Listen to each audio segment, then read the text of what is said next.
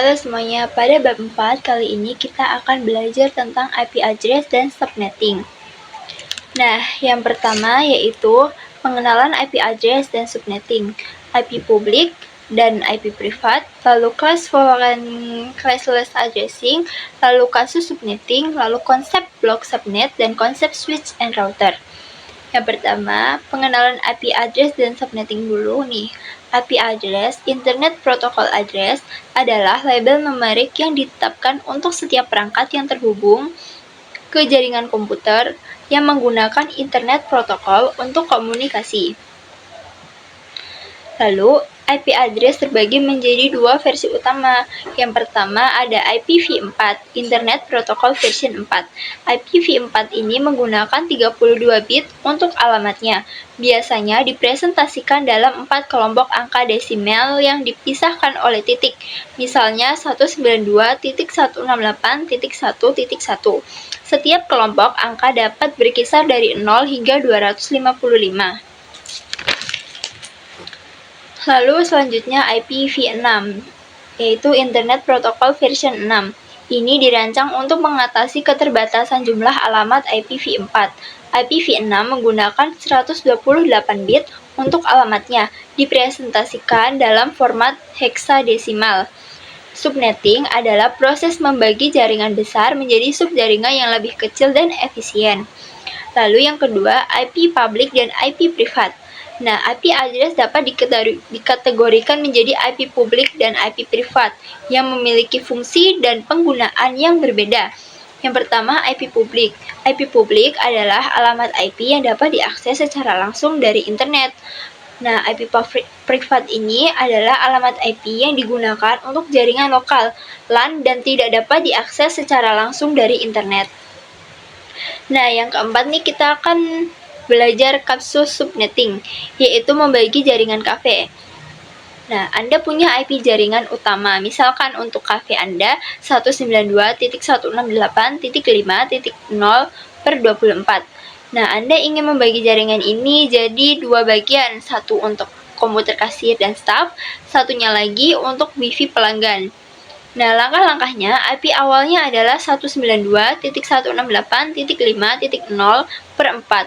Artinya, ada 254 alamat IP yang bisa dipakai. Tujuannya, kita akan membuat dua subnet. Nah, pinjam bit untuk bikin dua subnet. Kita perlu pinjam 1 bit dari bagian IP yang bebas. Ini mengubah per 24 jadi 25. Subnet mask baru kita jadi 255.255.255.128. Nah, jumlah IP per subnet dengan per 25, setiap subnet punya 126 alamat IP yang bisa dipakai. 2 pangkat 32 kurangi 25 sama dengan 2 kurangi 2 sama dengan 120 kurangi 2 sama dengan 126. Nah, hasil pembagian subnet. Subnet pertama untuk kasir 8 staff. Subnet pertama untuk kasir dan staf. Alamat jaringan sama dengan 192.168.5.0. Nah, IP yang bisa dipakai 192.168.5.1 sampai 192.168.5.126. Broadcastnya 192.168.5.127. Nah, subnet masknya ini 255.255.255.128/25.